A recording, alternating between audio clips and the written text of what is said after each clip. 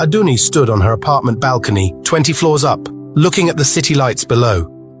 The tears had finally stopped, but the pain hadn't. "I trusted you," she whispered to the Lagos skyline. "I trusted you with everything." Her phone lit up again. Another 1,000,000 people had seen the video, another 1,000 comments about the big girl who got played. She gripped the railing tighter. One choice could end all this pain. Just one. "Adoni! Open this door right now." Her best friend Bisola's voice cut through her dark thoughts. The banging on her door got louder. "I know you're in there. I have your spare key and I'm not afraid to use it." Aduni stepped back from the balcony. Bisola had perfect timing as always.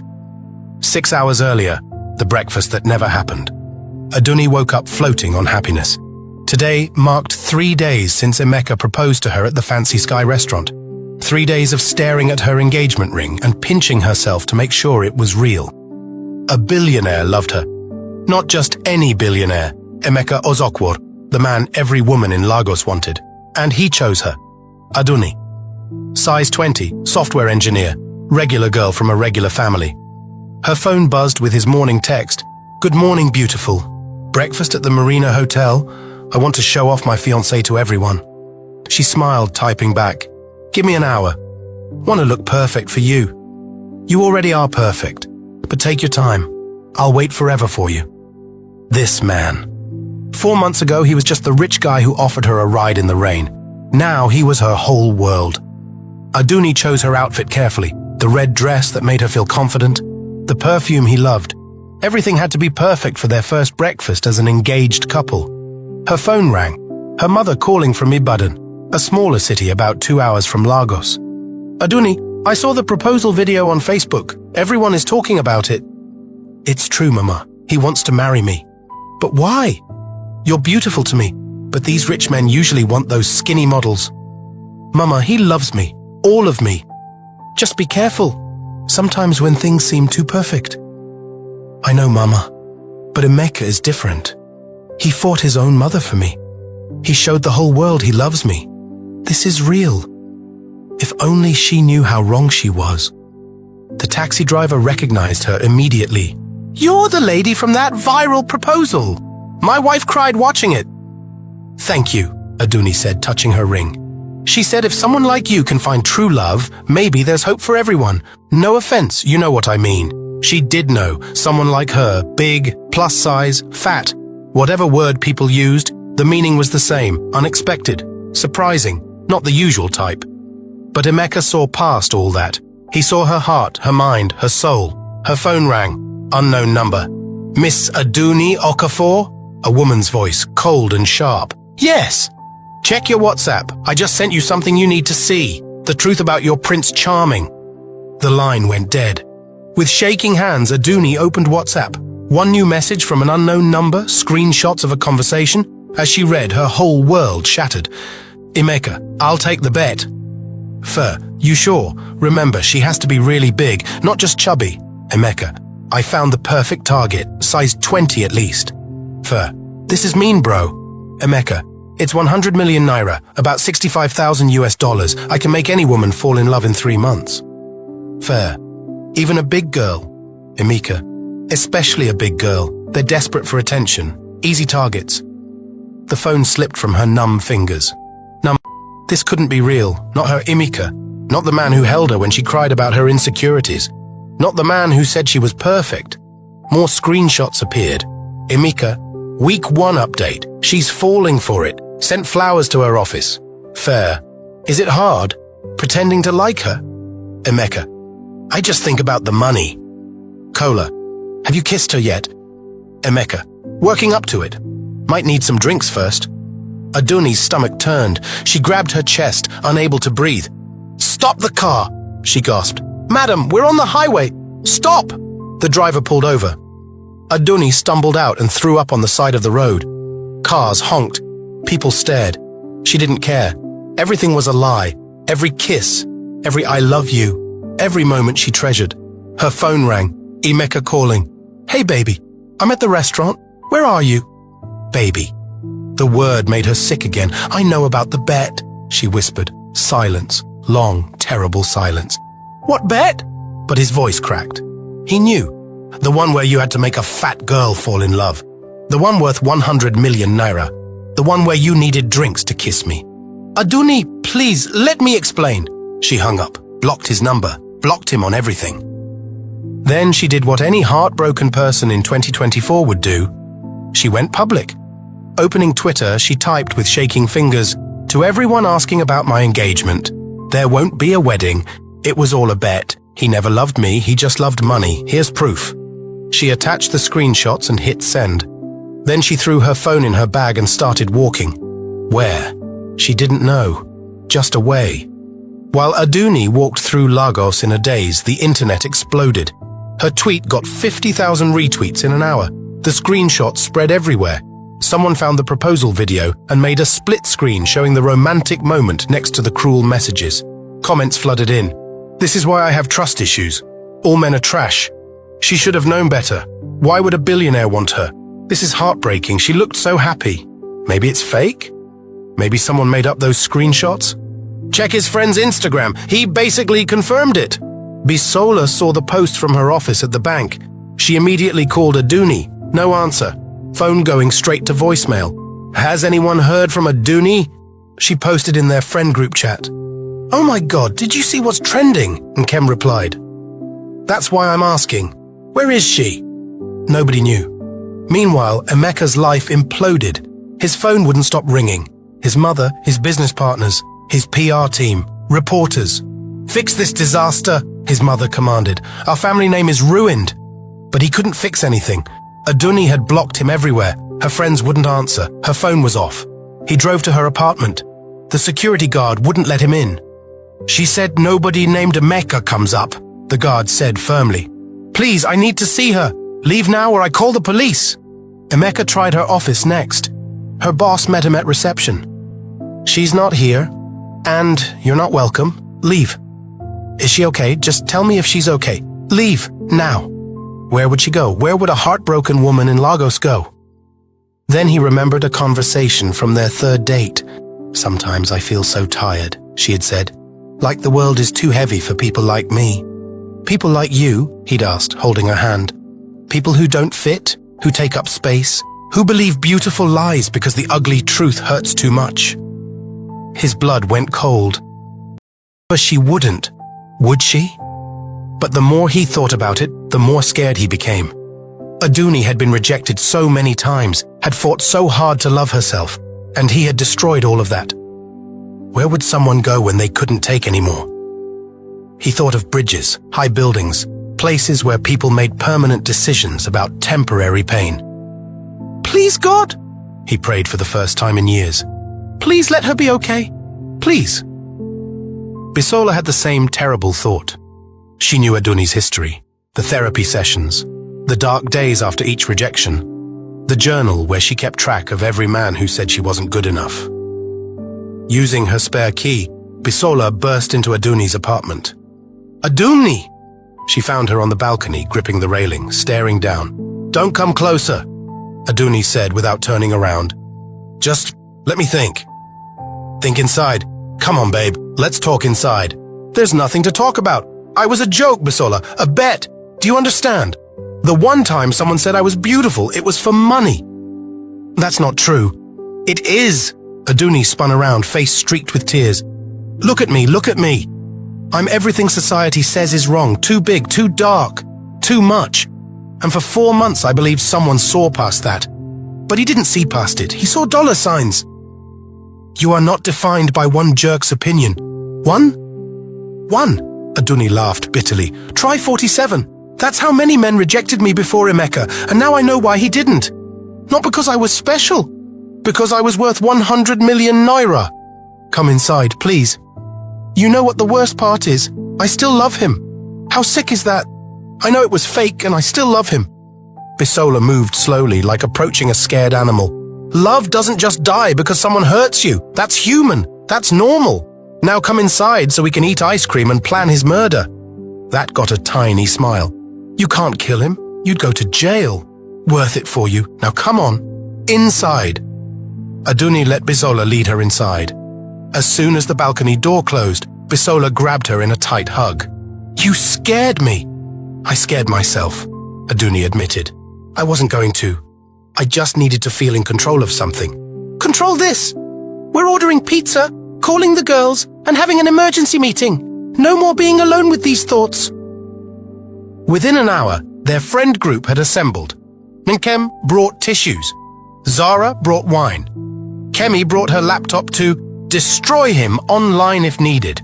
They listened as Aduni told the whole story. The bus stop meeting, the flower stunt, the plane banner, how he'd defended her to his mother, how he'd made her believe she was worth loving. But there were signs, Aduni said. His friends always looked uncomfortable around me. His mother tried to warn me. Even his ex said I should be careful. But I was so happy to be chosen that I ignored everything. This isn't your fault, Zara said firmly. He's the liar here. But I should have known. Who would want me? Stop that, Nkem snapped. You're brilliant. You're beautiful. You're successful. Any man would be lucky to have you. Then why did it take a bet to get one interested? Nobody had an answer for that. Aduni's phone buzzed. She'd turned it back on, and the notifications wouldn't stop. Thousands of messages, tags, comments. Her Instagram followers had jumped from 12,000 to 2.8 million overnight. You're trending worldwide, Kemi reported. #1 in Nigeria, #3 globally. Great, I'm internationally pathetic. Actually, Kemi scrolled through her laptop. A lot of people are supporting you. Look, she turned the screen. Messages of support flooded in. You're so brave for sharing this. He doesn't deserve you, Queen. Your value isn't determined by his lies. I'm a big girl too. Thank you for showing we deserve better. But also cruel ones. She should have known better. Delulu is not the solulu. Delusional is not the solution. This is what happens when you date above your level. Don't read those, Bisola said, closing the laptop. Focus on healing, not hate. A knock at the door made them all freeze. If that's him, I'll handle it, Zara said, grabbing a frying pan. But it wasn't Emeka. It was Aduni's neighbor, Mrs. Adebayo, with a pot of soup. I heard what happened, the elderly woman said. This is pepper soup, good for the soul. And dear, she looked at Aduni kindly. Any man who could pretend to love you for months wasn't pretending. Real love has a way of sneaking past our plans. After she left, the friends sat in thoughtful silence. Do you think? Aduni started, then stopped. Never mind. What? Bisola prompted. Do you think he could have started with a bet but actually fallen in love? Like maybe it became real?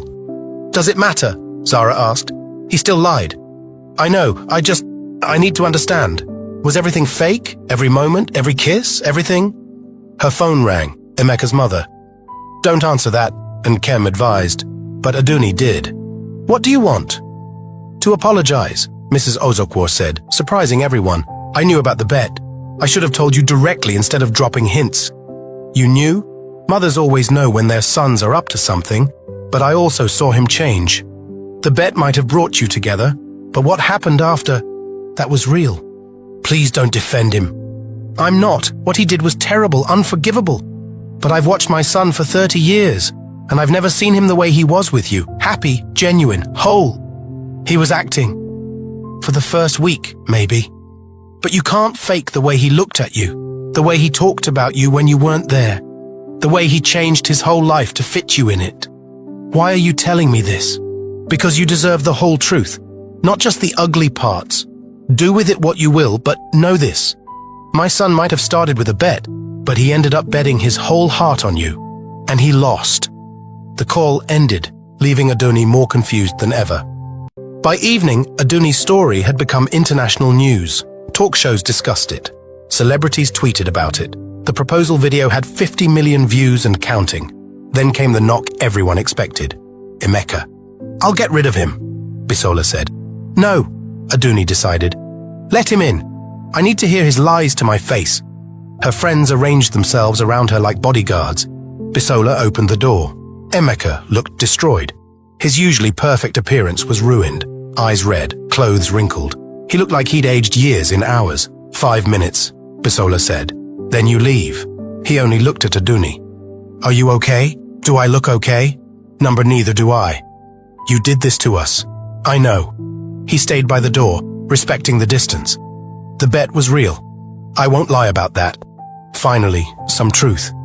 But I need you to know the whole truth. Yes, I took the bet. Yes, it was for money. Yes, I targeted you specifically because—" He swallowed hard. "Because I thought you'd be easy to fool."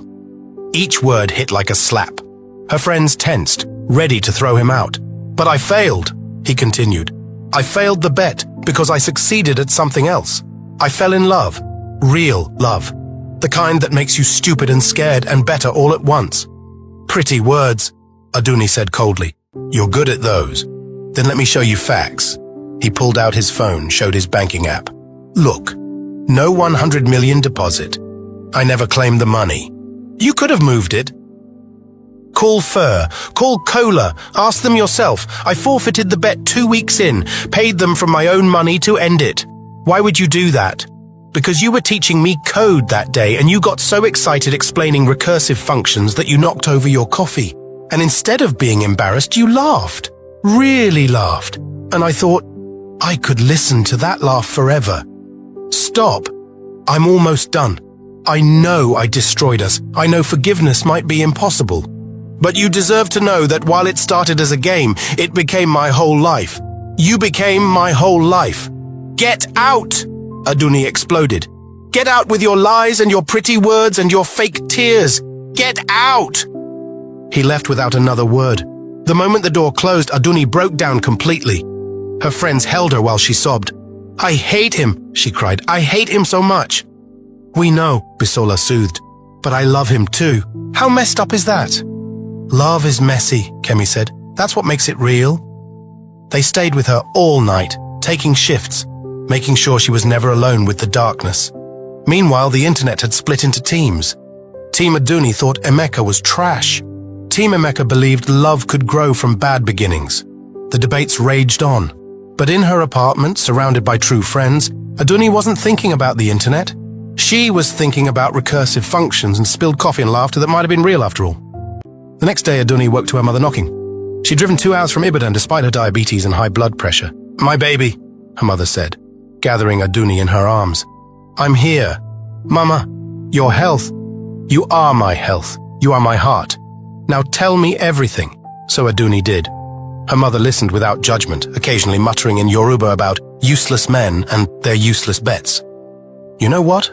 Her mother finally said. You're going to be fine. How can you say that? I'm a national joke. Number, you're a national conversation. Big difference. You've shown every woman who's been lied to that they're not alone. That's powerful. I don't want to be powerful. I want to be loved. You are loved. By me. By your friends. By thousands of women who see themselves in you. And maybe, don't say it, maybe by a foolish boy who started wrong, but ended right. Mama! I'm not saying forgive him. I'm saying don't close your heart completely. Bitterness is a poison you drink hoping others will suffer. Someone knocked. Bisola answered, returning with an envelope. What's this? Aduni asked. From Emeka's lawyer, Bisola said. Inside was a bank transfer receipt. 500 million naira, about $325,000, deposited into Aduni's account. The note read, This isn't about the bet. It's about ensuring you have freedom to choose your next steps without financial pressure. No strings, no expectations, just, I'm sorry. That's a lot of money, her mother said quietly. I don't want his money. Then donate it, keep it, burn it, but decide from a place of power, not pain. Aduni stared at the receipt. This money could change everything. Pay for her mother's medical bills, start a business, buy a house, or it could be blood money, the price of her humiliation. Her phone rang, unknown number. Miss Aduni, this is Shade from Arise TV. We'd love to have you share your story, help other women who've been through similar situations. I'll think about it. We can offer... I said I'll think about it. More calls came. Book deals, interview requests. Everyone wanted her story. You could turn this pain into purpose, Kemi suggested. Tell your truth, help others. Or I could hide under my blanket forever. That's also valid, Bisola agreed. But you're not really the hiding type. She was right. Aduni had never hidden from anything. Not her size, not her brilliance, not her ambition. Why start now? Taking control 3 days later, Aduni did her first interview. Not for money, but to reclaim her narrative. "People keep calling me a victim," she told the interviewer, "but I'm not. I'm a woman who loved completely. That's not weakness. That's strength." "But weren't you deceived?" "Yes, and it hurt. It still hurts, but I refuse to let someone else's actions define my worth. I'm still the same woman who builds million-dollar systems. Still the same friend, daughter, engineer. One lie doesn't erase my truth." What would you tell other women? Trust yourself. If something feels off, investigate. But also, don't be afraid to love. Not everyone is running a bet. Most people are just looking for connection, same as you. And Emeka? Any message for him? Aduni looked directly at the camera. "I hope you learned something. I hope the next woman you meet gets the real you from day one. And I hope you know that what we had after the lies beneath the bet, that was special. You killed it, but it was special." The interview went viral for different reasons.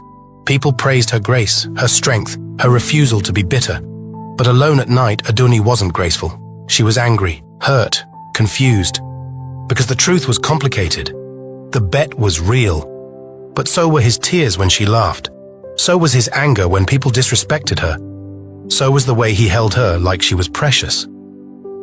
How do you mourn something that started as a lie but felt like truth? 2 weeks later, Aduni had started therapy, built a routine, returned to work amid stares and whispers.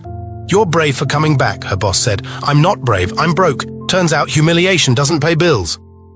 "Actually," her boss slid a paper across the desk, "it might. We've had 3 major clients reach out specifically requesting you lead their projects. They want the engineer who showed grace under fire." Aduni stared at the contracts. Major money, career-making opportunities. "All because I got played. All because you handled getting played with class. That's rare, valuable." It felt weird, benefiting from her pain. But maybe that's how healing worked. You took the broken pieces and built something new. That evening, she found a package at her door. Inside was a book, Debugging the Heart, a programmer's guide to love, with a note. "You taught me that love is like code, complex, sometimes buggy, but beautiful when it runs right. This is my attempt to debug what I broke. E." She flipped through it, pages of code analogies about love, cheesy, dorky, exactly the kind of thing that would have made her laugh before. She almost threw it away. Almost. Instead, she put it on her shelf. A reminder of what she wasn't sure yet. Her phone buzzed. A DM from a verified account she didn't recognize. "Hi, Aduni. I'm Sarah, a relationship coach from America. Your story touched me deeply. I work with women who've been betrayed. Would you consider sharing your story on my podcast? It could help millions." Aduni considered it. Her story was already out there. "Why not use it for good? Send me details," she replied. Maybe pain could become purpose. Maybe her mess could be someone else's message. Her mother's words echoed, "You're not a national joke, you're a national conversation." Time to lead that conversation. 1 month later, the podcast had 5 million downloads. Aduni's Instagram hit 5 million followers. She'd started a support group for women who'd been deceived in relationships. The hashtag Beyond the Bet was trending, but success felt hollow when your heart was still broken. 1 month later, "You need closure," Bisola said one evening. They were at Aduni's apartment, her laptop showing another 1 million views on her latest video. "Real closure, not Instagram quotes. I have closure. He lied. I survived. The end." "Is it though?" Bisola challenged. "You still check his Instagram every night." "I do not." "You use fake accounts. I've seen them." Definitely not Aduni, really?" Aduni threw a pillow at her friend. "I'm monitoring the enemy." "You're torturing yourself. Call him. Meet him. Say everything you need to say, then move on." "I can't." "You've faced millions online. You can face one man." Her phone buzzed. A notification from her period app. She was late. 2 weeks late. "No, no, no, no!" "What's wrong?" Bisola asked, seeing her face. "Nothing. You're right, I should meet him." Before she could lose her nerve, Aduni grabbed her phone and called. He answered on the first ring, like he'd been waiting. "Aduni?" His voice was rough, broken. "Tomorrow noon, Marina Restaurant. The one where I was supposed to meet you that morning, I know. This is just closure, nothing more." "I understand. Aduni, She hung up. Her hands were shaking. Tomorrow she'd face him. Tomorrow she'd end this properly. Tomorrow she'd tell him about... No, she wouldn't know for sure until she took a test. No point panicking now. The next day, Aduni arrived at Marina Restaurant 20 minutes early. She wanted to be seated first, in control. She chose a table by the window where she could see him coming. But when she looked through the glass, her heart stopped. He was already there, and he wasn't alone. A woman sat across from him, beautiful, slim, laughing at something he said. His hand reached across the table, touching hers. The pain hit like a physical blow. 4 months. It had only been 4 months and he'd already moved on, found someone new, someone thin, someone better. She turned to run and crashed into someone. Going somewhere? Fur, of all people. Emeka's best friend who'd exposed the bet. A man she'd known as Emeka's constant companion, always at his side, always watching. "Get out of my way," she said. "Wait, you need to see this." He grabbed her arm. "That's Temi, his cousin from London." "His what?" "Cousin. She's in town for a wedding, but that's not why I'm here." His grip tightened. "We need to talk about the bet, about what you don't know. Let go of me. Did you know I made the bet? That I chose you specifically?" Aduni's blood ran cold. "What?" "I saw how he looked at you at that tech conference 6 months ago, before you even met. I knew you were dangerous, so I made the bet to destroy you both." "Why would you?" "Because I've been in love with him for 15 years. 15 years of watching him date everyone but me. 15 years of being his brother when I wanted to be everything." The pieces clicked into place. Fer's constant presence, his sabotage of Emeka's relationships, the way he looked at Emeka when he thought no one was watching. You're in love with him, but you're a man. Yes, I'm a man who loves another man. Is that so hard to understand?" Fer's voice was bitter. "But he's straight. Always has been. I accepted that. Until you came along and I saw something I'd never seen before. He was going to change his whole life for you." Inside the restaurant, Emeka must have sensed something. He looked up, saw them through the window. His face changed from calm to alarmed. "The pregnancy tests," Fer continued quickly. "I know you bought 3 yesterday. Congratulations. How could you possibly... I have sources everywhere. The question is, have you told him? Or were you planning to trap him with a baby? That's not... Isn't it? Coming here for closure when you're carrying his child? Sounds like manipulation to me."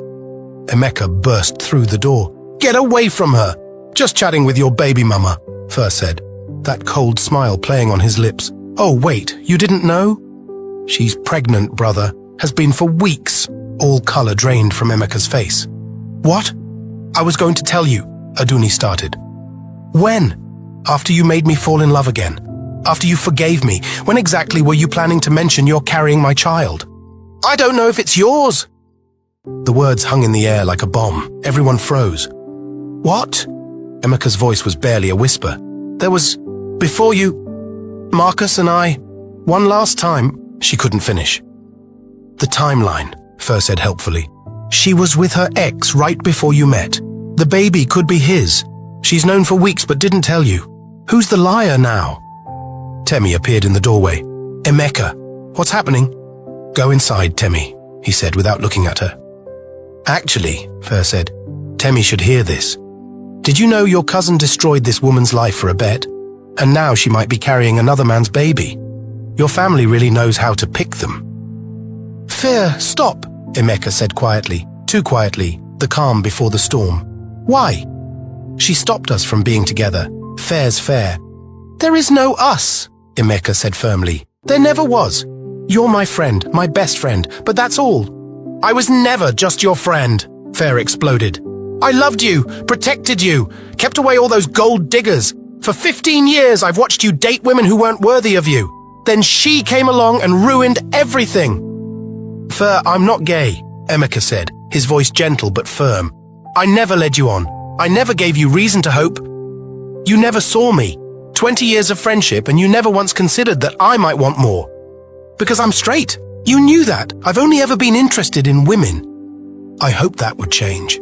That one day you'd see me the way I see you. That you'd realize what we had was more than friendship. But then she showed up, and in 4 months, she got what I'd waited 20 years for. People were staring, recording, because of course they were.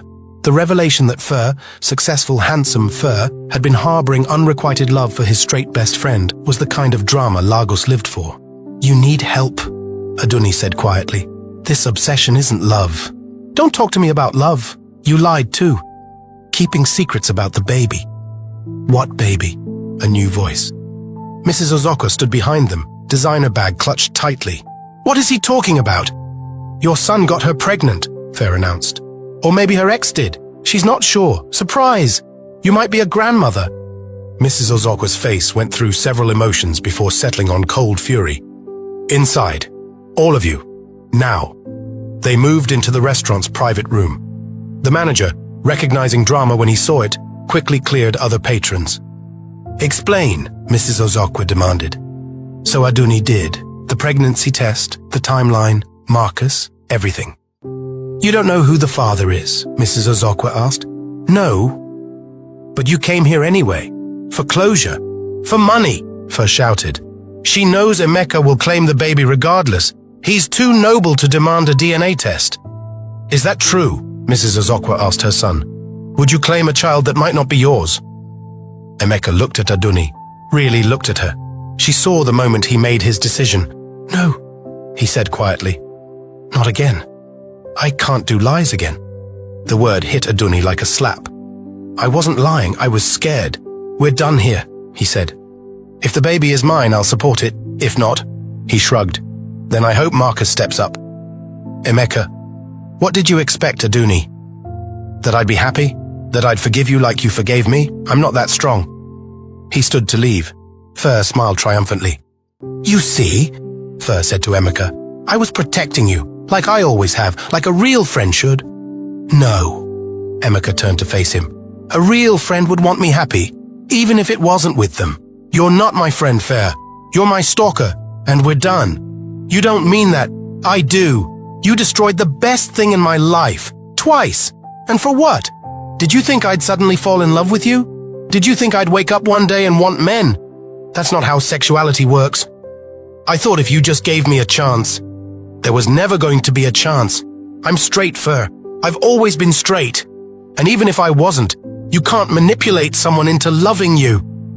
Fur's face crumbled. 20 years of hidden love, exposed and rejected in minutes. "This isn't over," Fur said to Aduni, his voice deadly quiet. "You took him from me. I'll take everything from you." "Fur, enough," Mrs. Ozokwa said sharply. "You've done enough damage. I've done what needed to be done, protected him, like always." "No, you've shown us all what obsession looks like," she said. "Get help, Fur. Before you do something you can't take back." Fur left, but not before whispering to Aduni, "You think you've won? You don't know what I'm capable of, what I've already done. Check your email." After he left, the three of them stood in awkward silence. "Is there anything else?" Mrs. Ozokwa asked.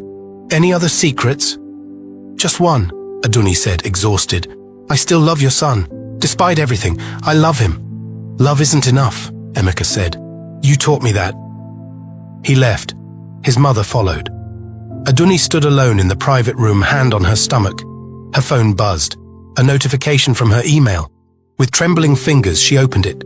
The subject line made her blood freeze. "You're not the first. You won't be the last." Attached were photos, news clippings, 3 women, all plus-sized. All had dated wealthy men. All had disappeared. The last photo was of her, taken just moments ago outside the restaurant. Below it, a message. "They thought they were special too. He's straight, so I couldn't have him. But I could make sure no one else did either. You're number 4. No one will find you, just like no one found them." Her phone rang. Unknown number. "Did you get my email?" Fur's voice was calm. Too calm. "You're insane. I'm thorough, those other women. They tried to take what wasn't theirs, men who belonged to others, so I removed them from the equation." "You killed them." "Such an ugly word. I relocated them permanently. And now it's your turn. Emeka will know it was you. Emeka thinks I'm getting therapy in London. I've been gone for 2 weeks. Perfect alibi. By the time they realize you're missing, your trail will be cold." Through the window, she saw a van pull up, men getting out, big men, dangerous men. "Running won't help," Fur said. Marcus is with them. He's very eager to claim his baby, whether it's his or not. Marcus? How do you... I found him weeks ago, told him about the pregnancy. He's been quite helpful. Turns out he never got over you leaving him. Funny how obsession works, isn't it? The restaurant's back door opened. Marcus walked in, smiling that smile she once loved. "Hello, Adoni," he said. "Time to come home. I'll scream, and I'll tell everyone you've been stalking me. That you trapped Emeka with a fake pregnancy, that you're mentally unstable. Who do you think they'll believe?" Behind him, more men appeared, blocking all exits. "You see," Fur's voice continued through the phone, "I've learned something. If you can't have love, control is the next best thing. And now, I control everything. Please, don't beg, it's unbecoming. Just come quietly, for the baby's sake." As they surrounded her, Aduni had one last desperate thought. She grabbed a knife from the table, held it up. "Stay back," Marcus laughed. "You won't hurt yourself, not while carrying a baby. You're too good for that." He was right. She couldn't risk the innocent life inside her. "That's a good girl," Farah's voice purred through the phone. "Don't worry. Where you're going, you'll have company. The other three are still alive. Mostly, you'll have lots to talk about."